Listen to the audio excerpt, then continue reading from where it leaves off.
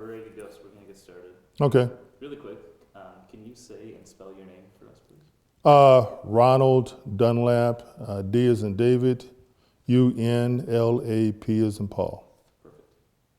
So real quick before, so I'm sure you know this already, but when I ask you a question, it'd be most helpful for us, so let's say if I ask you your name, to instead of like diving right away into your answer, say, kind of repeat the question, so say like, my name is Ron Dunlap. Okay. That kind of stuff like that. All right. And that'll be very helpful for us when we go and edit and cut it up and everything like that. Okay. So how long have you lived in Appleton? I've lived in Appleton since June of 1990. So what do you think about Appleton, just kind of in general? I remember that question, what do I think about Appleton? Appleton is a good community, it's fine. Relatively safe, excellent police department, excellent schools, and unless the governor continues his war against public education. But no, Appleton's a good community, good people. What are some of your achievements in the community? Oh gosh, what are some of my achievements in the community? There are many, but I just don't really spend the time thinking about it. It's not something that Is there maybe one or two things that you're really proud of? Oh, well, I'm proud of the fact that I was recognized for the first Martin Luther King Award that was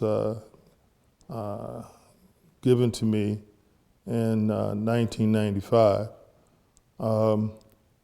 And then in 2014, I received the Martin Luther King Award, was given to me by the governor. And so I'm most proud of those. And I think the thing I'm most proud of is the fact that I had an opportunity to work with some really fine families here in Appleton. And so I hear from these children now on Facebook and as they're adults. So I'm most proud of that. Great, yeah. How has Appleton changed since you first arrived here? Tremendously. When we first came to Appleton, as I stated in 1990, the change in this community was I didn't see anyone who looked like me. And I would go for days, weeks, and not see another black person, man or woman, in walking down College Avenue, going to the grocery store. And very few children of color, except for the Hmong, who made up the largest part of our enrollment.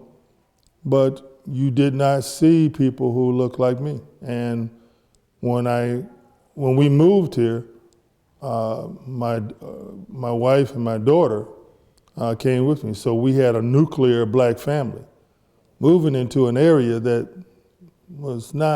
had a history of being hostile to black people.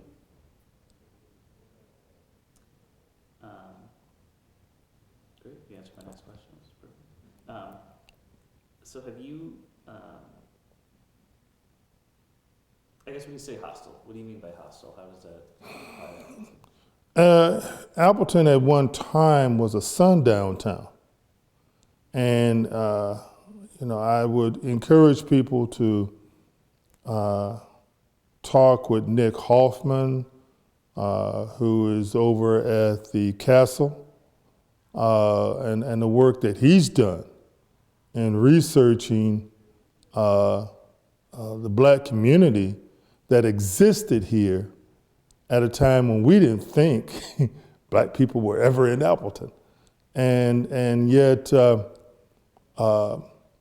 but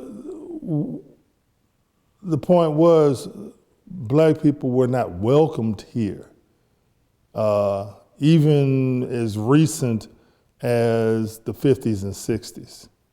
So that's what I meant by hostile. So is that hostility still here in Appleton? Do you see that? Is the hostility still here? No. I don't see that. You have a number of good people who are working for a common good. And there are a number of white people in this community who get it. They understand it. Are there still those who would like to see us return to days of yesteryear? Yeah, there are those in this community, but those individuals exist in all communities. So that doesn't make Appleton unique or any different. So no, that's what I meant. Appleton has come a long way, and yet we still have a long way to go. Have you personally ever experienced any discrimination or anything like that in Appleton? Have I experienced any discrimination in Appleton? My experience has been different. It was different than perhaps those who did not, let's say, work in business or work in the school system. And so, no, not to really speak of. I came from the Chicago area, and where I had been a principal. So I had been a principal in that area for 7 years. And I had supervised people of other groups for years. Coming to Appleton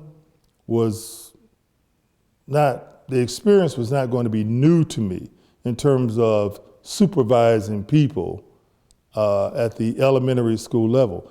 It was going to be different for those who were going to be supervised. Having a black person as their supervisor, that was new for them. For me, no. So it didn't really affect you negatively, having these types of... No, not really. And the only time I got negative feedback might have been, I used to write articles for the Post-Crescent. And some of my articles were hard-hitting. And there were people who didn't like it. So my wife and I got hate mail, and that was sent to our home, our home, but these were people who were cowards. I didn't pay them any attention. Good, very good. Okay, great. So, what are some of the steps that Appleton has taken to make it more inclusive to people of color or different racial backgrounds? Years ago, we established a diversity coordinator for this community. And it's something that that's a position that a lot of communities do not have. Kathy Flores now serves in that position, but originally Pam Vang, who is now Pam Her, held that position, and it was through the police department. And she worked with people of color, and we worked on issues that were impacting not only black people, but Latinos and Hmong and Native Americans. Also, when you look at the fact that you've had people in this community in leadership capacity, the mayor has stepped out there. Mayor Hanna has been a major voice and support. And so we've had African heritage and originally toward community, now is celebrate diversity. We've had Casa Hispania. So there are a number of groups that have developed in this community for the sole purpose of making it a better place for all people to live. You talked about working with the diversity coordinator about issues facing, people of color and people such like that. What are the kind of issues that you work together on? You work to solve? When we looked at what was the kinds of concerns that folks had to deal with in moving to this area, you see, you had children, specifically Black and Latino children, who were moving to Appleton, who had white teachers for years, but they had never lived in a white community, and that was totally different for them. And in some cases, it became difficult to adjust. And so those were some of the issues that we were working with.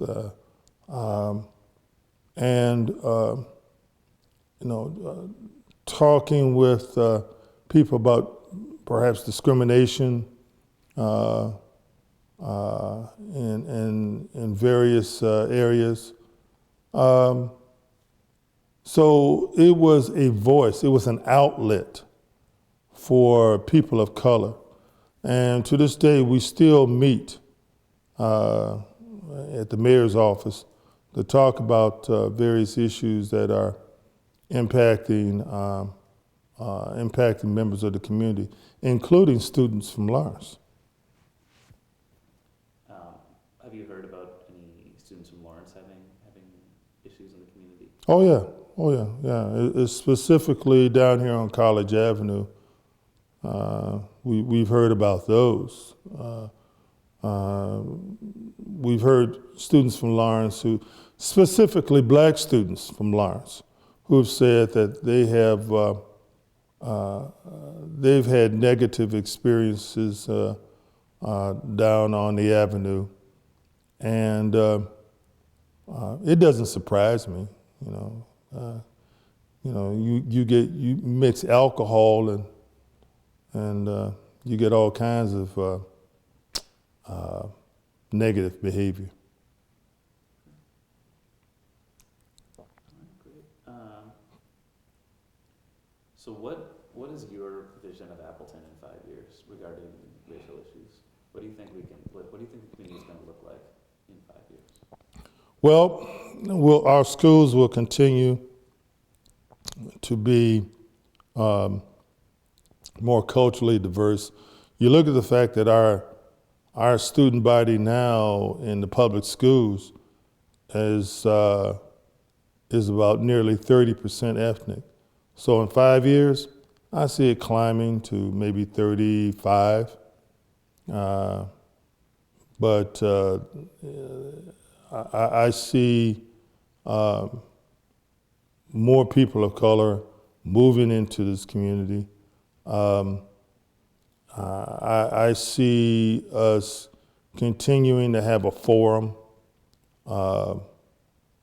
where people can talk about race. See, that's the point. People do not want to talk about race and racism. You see, as a Black man living in America, I don't have any problem talking about race. I experienced race from the time that I could understand the word. Growing up in Chicago, one of the most racist cities in the country. So I understood it. I saw things in the South growing up as a kid in the 50s and 60s. So I see the fact that hopefully, and I don't see this in my lifetime, well, race and racism will become, and hopefully, less of an issue. You see, because race is not genetic, it's taught. And if we can just somehow move away from that nonsense, people in this country will be better off. So we talked a lot about making Appleton or the community more inclusive, more safer. What does it mean to be inclusive for you? What does it mean to be inclusive? I'm looking at, for instance, when you go to businesses, City Hall, I need to see more people of color down at City Hall, and continue to see that. See more people of color in our schools. And I'm not talking about just as paraprofessionals. We need to see more people of color holding positions of authority as teachers, as administrators. That's what we need to see. We need to see more Black and Latino and Native and Hmong businesses in this city. That's inclusive. We need to see more people of color involved in city government. That's inclusive. So we have a ways to go, but we're going to get there. It's going to happen. I'm optimistic about that. So you mentioned working with the police department. Yes. I guess what do you do in your role with the police department? I serve on the commission, and our job is to on the police and fire commission. We interview we interview entry-level firefighters and police officers, law enforcement officers. We'd like to have more people of color because we don't have any people of color in the fire department. We'd like to have more people of color in the police department, more women and in both fire and police. So our job is to interview individuals who would like to become firefighters and police officers.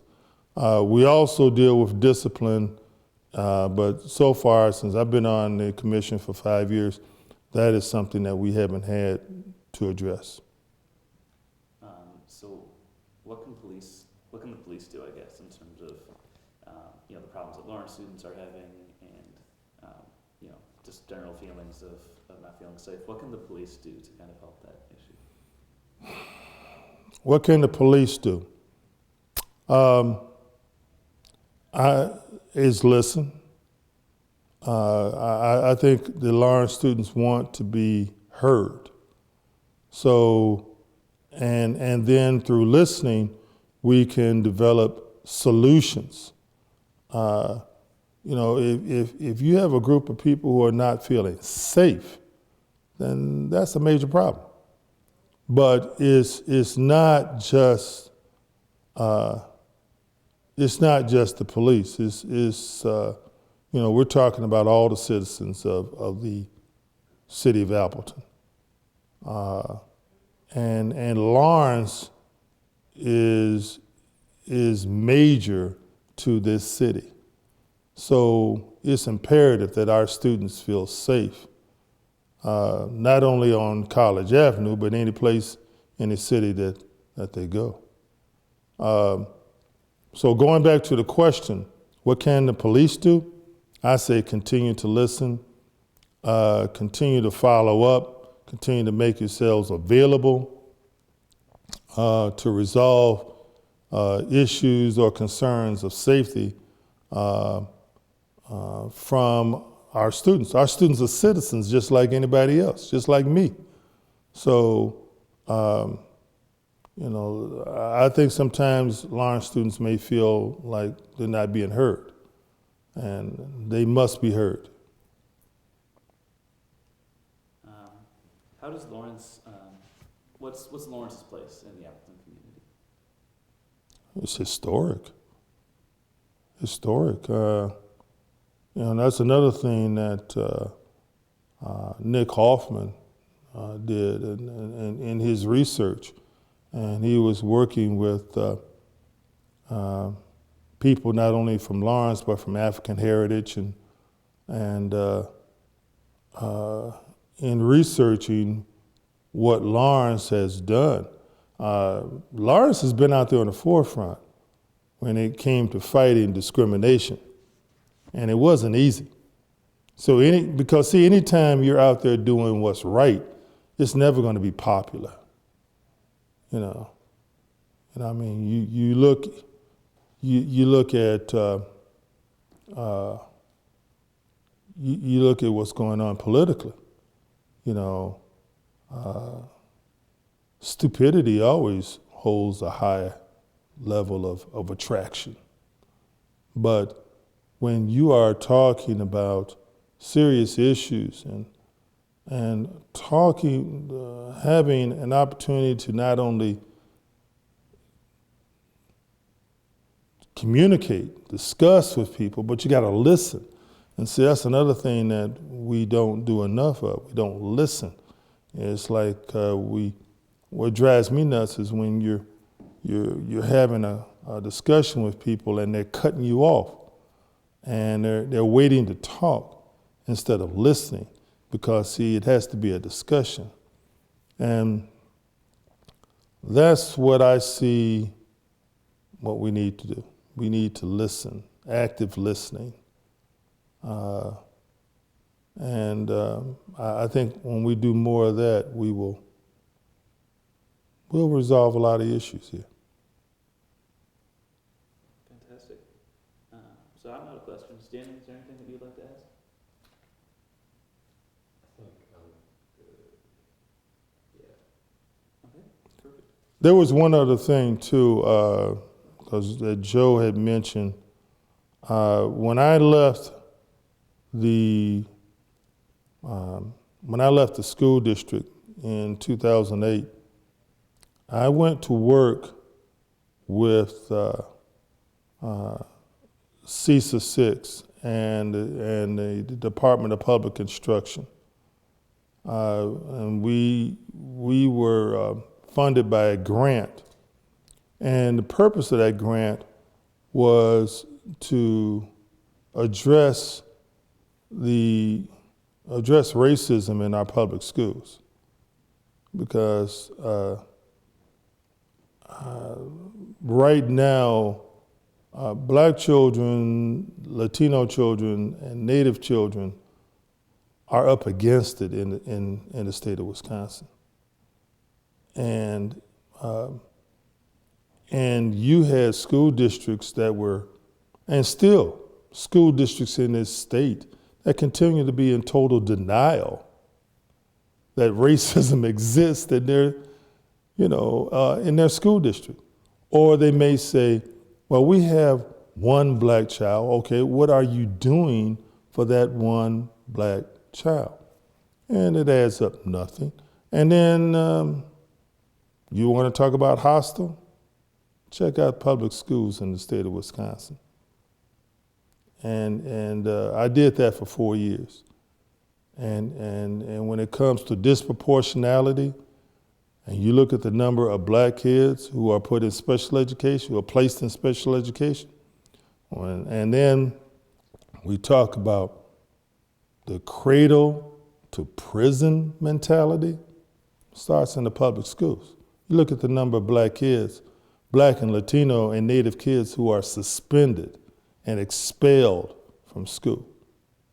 So those were issues I was working with for 4 years, and it was not easy.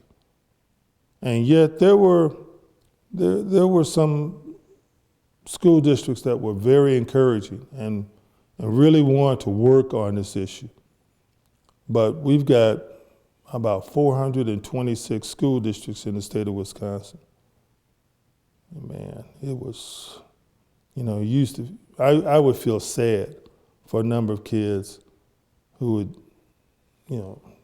the teachers didn't have a clue. Didn't have a clue. You're a black child, you walk in the classroom and you look on the bulletin board and you don't see anybody who looks like you. You look in the textbooks and you don't see anybody who looks like you. You go to the library and there's nothing there. No books by Latino or black or native or Asian authors talking about your life. So, it was, did that for, like I said, 4 years. And I enjoyed the work, and the project I worked on at that time was called CREATE, Culturally Responsive Education for All, Training and Enhancement. And we trained teachers, working with the Pacific Education Group out of San Francisco. And I don't know, that was tough. That was tough, especially when we would do training sessions and people would try to make me and the organization I work with try to make us the bad guys. As per usual, just flip it around. So I just thought I would include that because that was some real rewarding work, some real good work that we were doing from 2008 to about 2000.